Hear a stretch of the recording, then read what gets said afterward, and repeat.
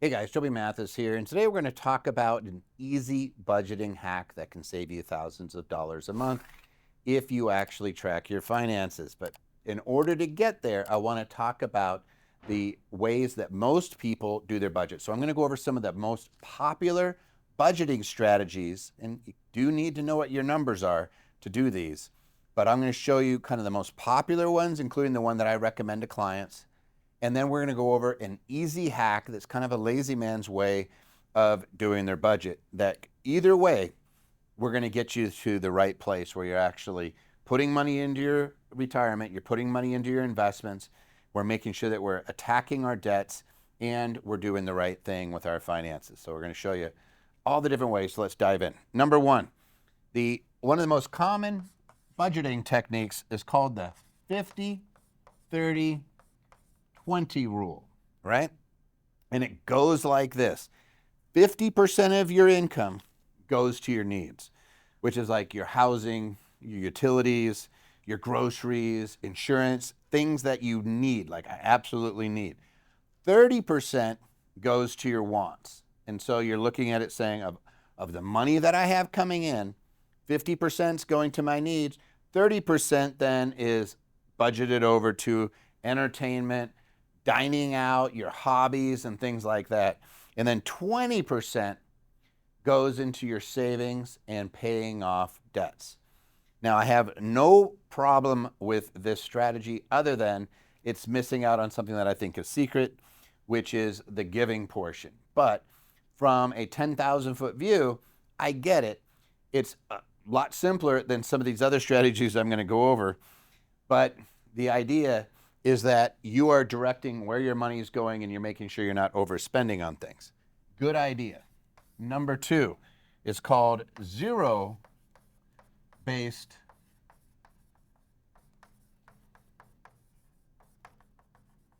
budgeting. And what is that? Every dollar that you make is allocated to a specific category. What are those categories? Expense, savings, paying off debt until you reach zero. In other words, you are saying, here's where every single dollar goes. And there are some apps. I think the big one is YNAB, why you need a budget. So it's YNAB. And this is for those of you who are very detailed oriented. This is not for those of you who are kind of a little bit on the, like me, maybe a little bit more of a lazy budgeter. Number three, and this is, you hear this all the time, is envelope. I'm just going to call it the envelope system, because what people do is every month they literally take their paycheck and they cash it and they turn it into greenbacks. And they take those greenbacks and they put them in envelopes. And each envelope has a category. So for example, you might have groceries as one of the envelopes, entertainment, gas, rent, mortgage, car payment.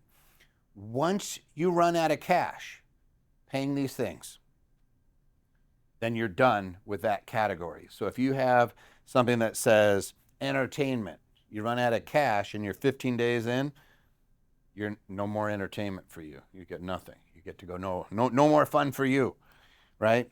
And this is a tangible system. I'm not a big fan because I hate turning everything into cash, but this is for people who they just have a problem going too crazy on a particular category, and this lets them physically see what that category is. Now, there are e-versions. I think the one that's a Good Budget or something like that, where you can go out and do something similar. I know that there's some popular gurus out there that teach the envelope system, and what they're really trying to do is for those of us that have a problem with self-control in certain areas, is making sure that you know, hey, you could see it depleting. You actually see the cash going away. Number four, this is called the pay yourself first.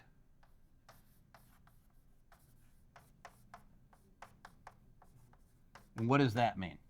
This is where you have automatically something that is going as a priority expense and it gets taken off the top. So classic example when you're doing a pay yourself first is you're taking 20%, 30%, whatever it is of whatever comes in, and you're applying it right into either a savings account or an investment account or something, and you're saying, I'm taking it off the floor. Like, it's not in my bank account anymore. I don't have access to it.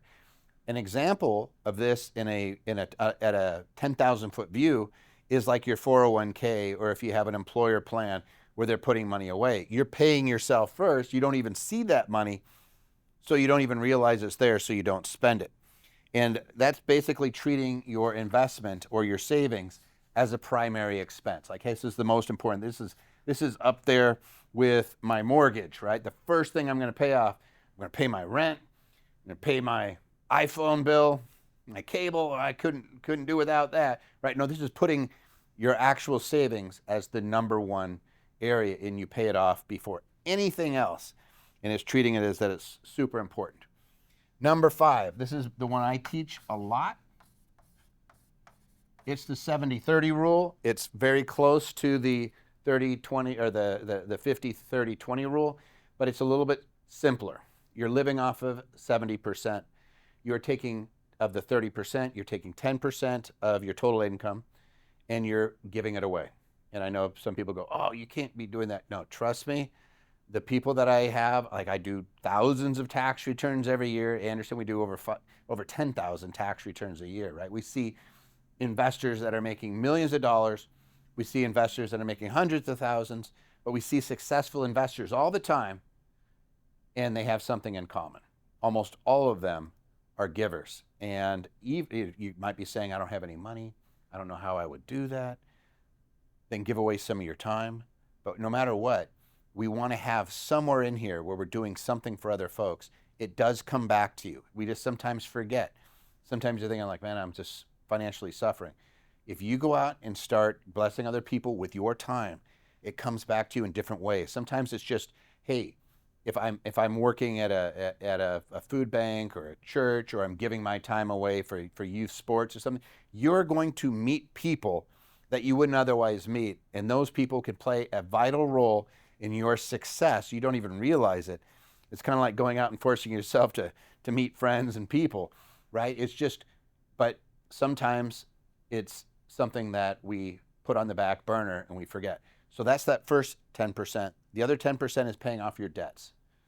Now, I'm not going to say pay all your money and start paying down your debts like that. I'm going to say, no, let's allocate a portion of our take-home pay that we are allocating towards debt. And by the way, the 70-30 rule, all these are based on your take-home pay, right? So it's what I actually bring into my account. So 70% is to cover all my expenses during the month, 10% give it away, 10% pay debt. The last 10% is going into investments. And I don't care whether you're just starting off by putting it in the SPY and you're just, hey, that's basically the Standard & Poor's 500. It's just a big old fund that you can invest in, buy it like a stock.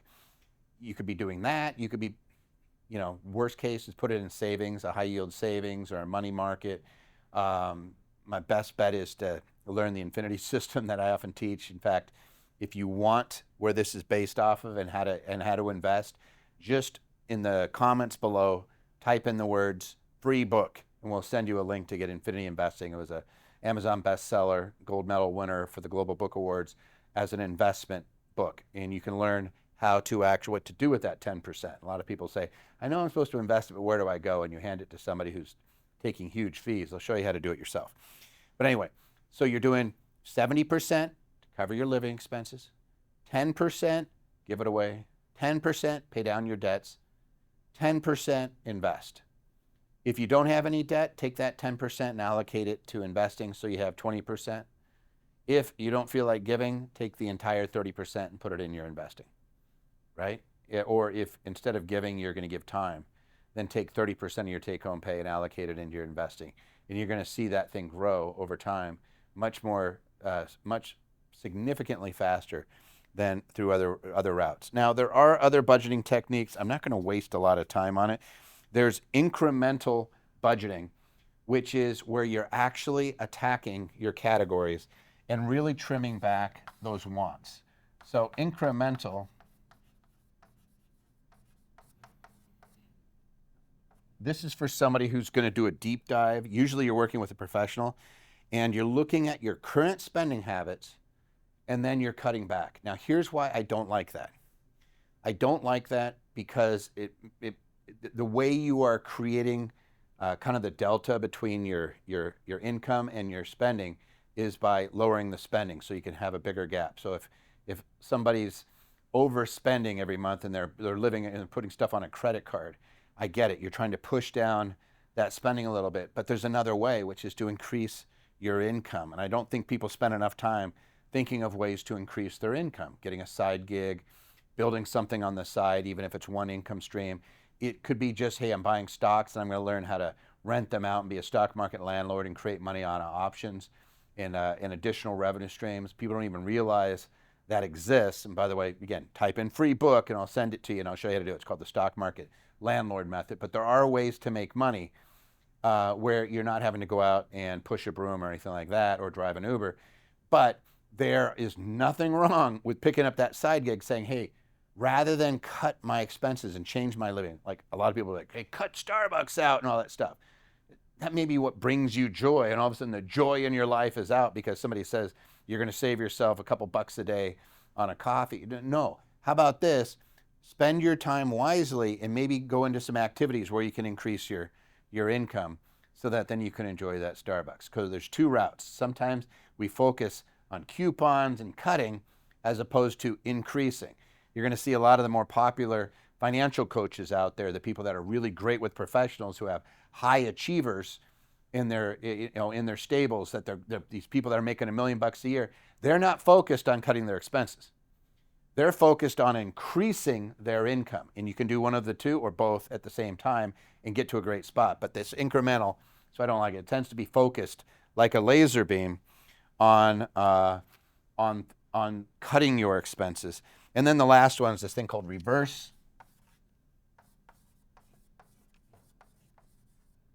budgeting, and you're focusing on your financial goals, like your savings, something like paying off my debt. Like, hey, I really want to get rid of this credit card, and then you pay that, you attack that. It's very close to when you have a pay yourself first, but this is, instead of just paying yourself, maybe it's I'm paying off my house, I'm paying off my car, and they do that in reverse. Again, I tend to look at it saying, hey, I know that I want to have my savings. The reason I gravitate towards the 70-30 is because I can budget accordingly based off of my take home and what I want to and what I want to be paying off. I can allocate that. I don't need to make it my whole life is built around paying off my car, right? I understand that some of you guys are in a spot where you're in debt, in which case I would attack that debt and I would attack it viciously. Maybe you're selling some stuff in your house. Maybe you're definitely cutting back a little bit. But I'm not one of those guys that says, rice and beans and you're not going to have any fun and there's not going to be any joy in your life to pay off a credit card. No, I'm going to say you can do it systematically over time and be in a much better position. Now, you want the hack. You want the hack that makes this so easy to where if you're sitting here and you look at this and you hear the word budgeting and your eyes starts twitching. The easiest thing you could do is just count two things, your income and your expenses. If we just can figure out 1 and 2 and we just subtract, that gives us your, I'll call it your float or the difference between those. What we're trying to do is get how much can I put aside? What can I do? And put money aside. And if all you do is figure out how much am I spending, and I know what that number is, it's going to keep you in a pause situation where it's not going to get out of control. If I don't know what my expense is, it's kind of like this. When people go dieting and stuff, one of the first things they do is get on the scale, right? They want to say, I need to measure. I need to see whether I'm having a positive impact. And a lot of people like me would say, what does it matter? Like, you should use your mirror and how you feel, right? That's going to tell you whether you're having success. Because I've seen a lot of people starve themselves, feel miserable, and their weight goes down, but their health is depleting at the same time. We don't want that. So if you could just calculate the expense that you have going on and say, hey, that's okay. I'm not going to sit here and try to change it. I'm not trying to lower it. I just want to know what it is, and then I focus on my income and making sure that there's that float or spread. Then I could try to find ways to increase that spread by increasing my income or at least keeping my expenses the same. Like what I don't want is my expenses to start going up and that I'm not aware of it. So I know a lot of financial planners, they're always sitting here fighting with their clients to get information. And a lot of times I say, just ask them for their bank statements and their credit card statements and do your own math, right? Hey, you are spending. You want to know what you're spending every month? You're spending $15,000 a month. That's usually enough to make them go, whoa. And they might start curbing some behaviors. But it's not to make the 15 go to 10 necessarily, right? If they have good income, maybe they have $20,000 a month coming in, and you're like, hey, what I want is to make sure that that 15 doesn't become 20. What I want is to make sure that we're aware of it so that it doesn't get worse. And that's one of the easiest hacks that you could do is go to your bank account, figure out what your take-home pay is. Just go add it all up for the year, and then figure out what your expenses are, what you spent out of that account throughout the year. Make sure that you're looking at your credit card as well. If you have a balance, you would add that on there. Otherwise, usually it's included in the bank statement. Like if you're just paying it off every month, you don't have to go do that. But at least your bank. How much do I have coming in? What are my deposits? Add that up.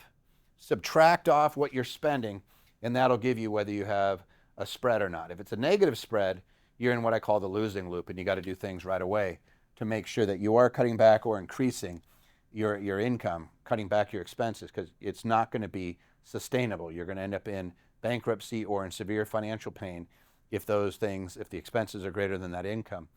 But with this simple technique, you can determine pretty quickly where you're at.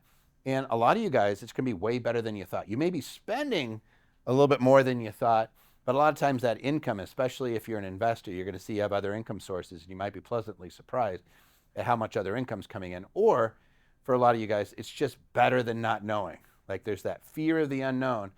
Just go do it. Just go grab 1 year of bank statements. I don't care whether it's a calendar year or whether you grab, June to the end of the year or June to June, June to the end of May, whatever. Just grab a 12-month period. Add it up. Figure out what your income is and what your expenses are, and then decide whether any of these would apply. It might make a positive impact. But at a minimum, the one that's going to give you the best result is just knowing. Hey, leave your comments down below, like and share, and subscribe. If you know anybody who's in that situation, by the way, feel free to also just put in free book and then share the link with them. Just let them have it. It's a free e-version of Infinity Investing. You can still buy it on Amazon for $29. So this is a genuine free book that otherwise gets sold at bookstores and everything else. Share it with them so that they can at least be aware and make the changes themselves. You can't force people to do anything, but if you make it easy enough, a lot of people will do it. Thank you, guys.